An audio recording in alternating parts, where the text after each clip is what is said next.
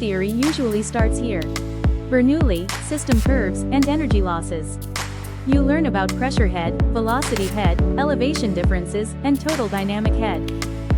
You see how pumps add energy to the system. In class, it's mostly about theory and controlled experiments. That's the foundation, and it's essential. But real pump systems come with more variables. NPSH issues, cavitation risks, electrical compatibility, and changing demand. Engineers have to size pumps based not just on fluid properties, but also operating hours, control strategy, and maintenance conditions. What you learn in class is the language. What you learn on site is the conversation. It's not either or.